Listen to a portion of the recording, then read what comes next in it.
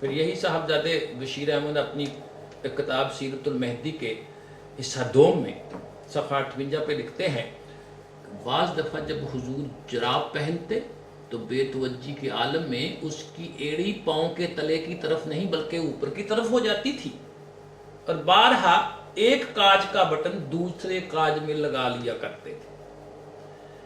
پھر جلال الدین شمس قادیانی ان کے مرید ہیں، اپنی کتاب منکرین خلافت کا انجام اس کے صفحہ 96 پر لکھتے ہیں، ایک دفعہ ایک شخص نے بوٹ تحفہ میں لیا، حضور نے اس کی خاطر سے پہن لیا مگر اس کے دائیں بائیں کی شناخت نہ کر سکتے تھے، دایاں پاؤں بائیں میں بایاں دائیں میں ڈال لیا۔ آخر اس غلطی سے بچنے کے لیے ایک طرف کے بوٹ پر سیاہی سے نشان لگانا پڑا۔ معراج الدین عمر صاحب انہوں نے مرزا صاحب کے حالات مرتب کیے ہیں۔ تتمہ براہین احمدیہ جلد اول صفحہ نمبر 67 پر یہ لکھا ہوا ہے کہ آپ کو شرینی سے، میٹھی چیزوں سے بہت پیار ہے، اور مرض بول بھی آپ کو عرصہ سے لگی ہوئی ہے، مطلب پیچش لگے ہوئے۔ اس زمانے میں آپ مٹی کے ڈلے بعض اوقات اپنی جیب میں رکھتے تھے، اس جیب میں گڑ کے ڈھیلے بھی رکھ لیا کرتے تھے۔ پھر میاں محمود احمد جو ان کے بیٹے ہیں بشیر احمد محمود لکھتے ہیں، یہ اخبار الفضل قادیان 19 جولائی 1929۔ حضرت مسیح موعود علیہ السلام نے تریاق الہی دعا خدا تعالیٰ کی ہدایت کے مطابق بنائی کہ متحد بنائی، اور اس کا ایک بڑا جز افیون تھا۔ پھر مرزا صاحب اپنے ایک حکیم کو، مرید کو، دوست کو، امتی کو، جن کا نام محمد حسین قریشی ہے، ایک خط لکھتے ہیں، اور یہ خط خطوطات امام بنام غلام ان کی کتاب صفحہ 5 میں محفوظ ہے۔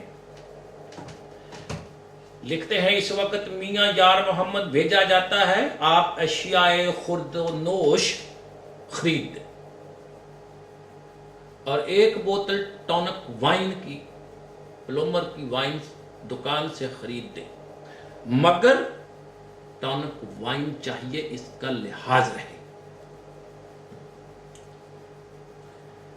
ان تمام اقتباسات کی روشنی میں، ان بیانات، ان تحریروں کی روشنی میں، ان الہامات کی روشنی میں، آپ حضرات مرزا غلام احمد صاحب کے متعلق خود ہی فیصلہ کیجئے کہ وہ کیا تھے۔ ہم اگر عرض کریں گے تو شکایت ہو۔ جن حضرات کو پھر مرزا صاحب کی تصانیف پڑھنے کا اتفاق ہوا ہے، وہ اس حقیقت سے بالکل باخبر ہیں کہ علمی نقطہ نگاہ سے وہ کس قدر پست ہے۔ چونکہ یہ میرا موضوع بھی نہیں، اور میں اس موضوع کی تفصیل میں بھی جانا نہیں چاہتا، اس لیے میں اس کی بحث میں بھی نہیں لگنا چاہتا، مگر اس مقام پر صرف 2 مسئلے پیش کرنے پر اتفاق کروں گا، جس سے یہ واضح ہو جائے گا کہ مرزا صاحب کی تاریخی اور دینی معلومات بھی نہیں تھی۔ پیغام صلح صفحہ نمبر 5 مرزا صاحب کا لکھا ہوا، فرماتے ہیں، تاریخ کو دیکھو کہ آن حضرت صلی اللہ علیہ وسلم وہی ایک یتیم لڑکا تھا جس کا باپ پیدائش سے چند دن بعد ہی فوت ہو گیا۔ اب تاریخ کا ایک ادنا طالب علم بھی جانتا ہے کہ حضور نبی اکرم صلی اللہ علیہ وسلم کے والد بزرگوار حضور کی پیدائش سے بعد نہیں، پہلے فوت ہو گئے تھے۔ پھر مرزا صاحب نے اپنی دعوی مہدیت کے ثبوت میں یہ لکھا ہے، آپ نے شہادت القرآن اپنی کتاب کے صفحہ نمبر 41 پر لکھتے ہیں، بخاری میں لکھا ہے، آسمان سے اس کے لیے آواز آئے گی کہ ھذا خلیفہ اللہ المہدی، اب سوچو کہ یہ حدیث کس پایا اور مرتبہ کی ہے جو ایسی کتاب میں درج ہے جو اصح الکتب بعد از کتاب اللہ ہے۔ میرے محترم دوستوں اور بزرگوں، نہایت معذرت کے ساتھ یہ حدیث بخاری شریف میں موجود ہی نہیں۔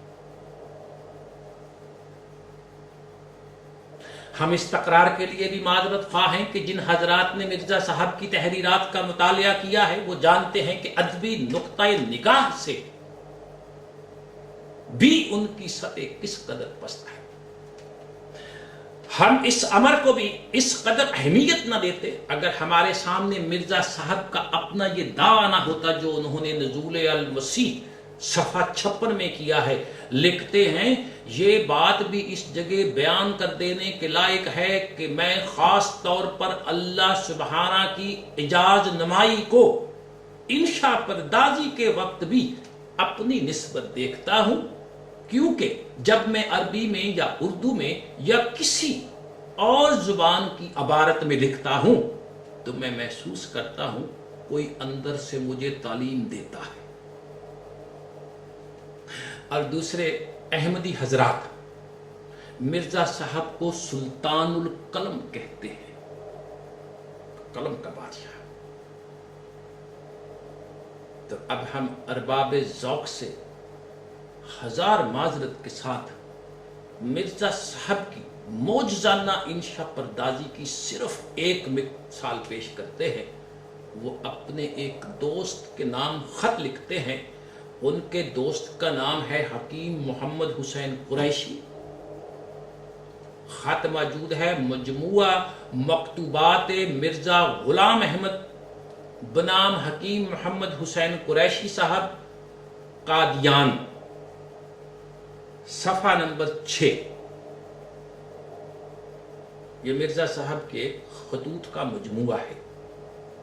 اس کے صفحہ نمبر 6 پہ لکھا ہے، ایک انگریزی وضع کا پخانہ جو ایک چوکی ہوتی ہے اور اس میں ایک برتن ہوتا ہے، اس کی قیمت معلوم نہیں، آپ ساتھ لاویں، قیمت یہاں سے دے دی جائے گی۔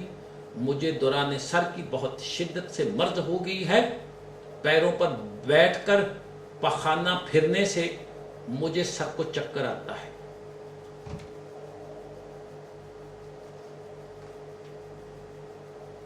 ایسے تھے وہ سلطان قلم۔ پھر مرزا صاحب اپنے معجزات اور پیشین گوئیوں کا بھی بے شمار ذکر کرتے ہیں، مگر ہم چند آپ کے سامنے لاتے ہیں۔ نزول مسیح صفحہ 81 اور 82 کے درمیان میں لکھا ہوا ہے، اس لیے میں دونوں صفحات کا ذکر کروں گا۔ نزول مسیح صفحہ 81 اور 82 لکھتے ہیں، اس جگہ اکثر گزشتہ نبیوں کی نسبت بہت زیادہ معجزات اور پیشین گوئیاں موجود ہیں، بلکہ بعض گزشتہ انبیاء علیہ السلام کے معجزات اور پیشین گوئیوں کو ان معجزات اور پیشین گوئیوں سے کچھ نسبت ہی نہیں۔ پھر مرزا صاحب کے ان دعووں کے بعد ان کی چند ایک پیشین گوئیاں اور ان کا نتیجہ وہ بھی آپ دیکھیں۔ حقیقت الوحی صفحہ نمبر 224 میں لکھتے ہیں، حمامتہ البشرا میں جو کئی سال طاعون پیدا ہونے سے پہلے شائع ہوئی تھی، میں نے یہ لکھا تھا کہ میں نے طاعون پھیلنے کے لیے دعا کی ہے، تو وہ دعا قبول ہو کر ملک میں طاعون پھیل گئی۔ یعنی مرزا صاحب نے ملک میں بیماری پھیلنے کی دعا کی تو بیماری پھیل گئی۔ اب مرزا صاحب نے اپنی پیشین گوئی میں یہ کہا تھا کہ یہ وبا ان کے منکرین پر آئے گی، ان کے تابعدار جو ہیں متبعین پر نہیں۔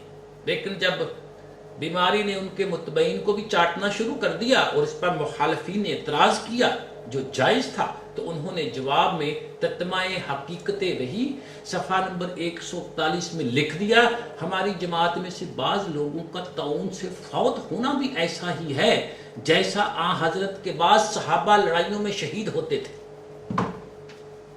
گل ہی مک گئی۔ پھر ان کی کتاب ملفوظات احمدیہ 7واں حصہ صفحہ 492، اس میں لکھتے ہیں اگر خدا نہ خواستہ کوئی شخص ہماری جماعت سے اس مرض سے وفات پا جائے تو گویا وہ ذلت کی موت ہوئی، لیکن ہم پر کوئی اعتراض نہیں ہو سکتا کیونکہ ہم نے خود اختیار دے رکھا ہے کہ اللہ تعالیٰ کا ہماری جماعت سے وعدہ ہے کہ وہ متقی کو اس سے بچائے گا۔ سیکنڈ سٹیٹمنٹ، تھرڈ سٹیٹمنٹ، ملفوظات حصہ 6 صفحہ نمبر 258، اس میں فرماتے ہیں اگر ہماری جماعت کا کوئی شخص طاعون سے مرتا ہے تو اس سے ثابت ہوتا ہے وہ فی الحقیقت جماعت سے الگ تھا، مگر جب ان کی جماعت کے اندر والے لوگ جو خاص متقی تھے وہ مرنے لگے تو پھر بھی وہ باز نہیں آئے اپنے بیانات سے، انہوں نے پھر نئی بات لکھ دی۔ تمیمہ حقیقت وحی حاشیہ میں 131 صفحے پہ لکھتے ہیں میں کہتا ہوں، بڑے دعوے اور زور سے کہتا ہوں کہ اگر ایک شخص ہماری جماعت میں سے طاعون سے مرتا ہے تو بجائے اس کے 100 آدمی زیادہ ہماری جماعت میں داخل ہوتے ہیں، اور یہ طاعون ہماری جماعت کو بڑھاتی جاتی ہے، پس ہمارے لیے طاعون رحمت ہے، مخالفوں کے لیے زحمت اور عذاب ہے۔ اگر 10-15 سال تک ملک میں ایسے ہی طاعون رہی تو میں یقین سے کہتا ہوں کہ تمام ملک احمدی جماعت سے بھر جائے گا، پس مبارک ہے وہ جس نے دنیا میں طاعون کو بھیجا تاکہ اس کے ذریعے سے ہم بڑھیں اور پھولیں اور ہمارے دشمن نیست و نابود۔ یعنی ان کا مطلب تھا کہ ان کی جماعت سے اگر ایک مرتا ہے تو کوئی بری بات نہیں، 100 اور آ جاتے ہیں۔ پھر پشین گوئیوں کے سلسلے میں مرزا صاحب فرمایا کرتے تھے کہ ان کے دعوے یہ تھے کہ اگر یہ سچ ہوں تو میں سچا نبی، اگر یہ جھوٹ ہوں تو میں مر جاؤں۔ یہ غیب کے ہیں، اللہ سبحانہ نے مجھے دیے ہیں، اور بات بھی ٹھیک ہے، یہ ہے بھی اصول، اور اس اصول کے مطابق ہم مرزا صاحب کی پشین گوئیوں میں سے 2-3 کا جائزہ لیتے ہیں۔ عبداللہ آتھم نامی ایک عیسائی پادری تھا، مرزا صاحب کے ساتھ اکثر مناظرے کرتا۔ اس کے متعلق مرزا صاحب نے پشین گوئی کی کہ وہ ایک خاص مقرر تاریخ 5 ستمبر 1894 میں مر جائے گا۔ اب مرزا صاحب کی جو سیرت ہے، سیرت مہدی اور صاحبزادہ بشیر احمد نے جو کی ہے، اس کی صفحہ نمبر 159، اس کی جلد نمبر 1، اس میں مرزا بشیر لکھتے ہیں بیان کیا مجھ سے میاں عبداللہ صاحب سنبری نے کہ جب آتم کی میعاد میں مرنے میں 1 دن باقی رہ گیا تو حضرت اسی علیہ السلام نے مجھ سے اور میاں حامد علی صاحب مرحوم سے فرمایا کہ تم تھوڑے سے چنے لے لو اور ان پر فلاں صورت کا وظیفہ کرو۔ میاں عبداللہ صاحب بیان کرتے ہیں مجھے صورت یاد نہیں رہی، مگر اتنا یاد ہے کہ وہ کچھ چھوٹی سی صورت تھی، جیسے الم تر کیف فعل ربک اصحاب الفیل۔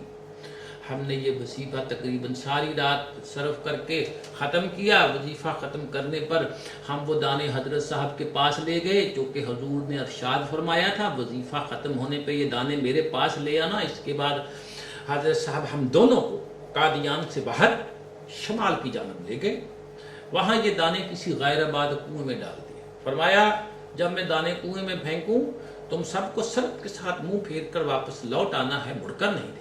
چنانچہ حضرت صاحب نے ایک غیر آباد کنویں میں ان دانوں کو پھینک دیا، پھر جلدی سے منہ پھیر کر جلدی کے ساتھ واپس لوٹ آئے۔ ہم بھی آپ کے ساتھ جلدی واپس لوٹ آئے، کسی نے منہ پھیر کر پیچھے کی طرف نہیں دیکھا۔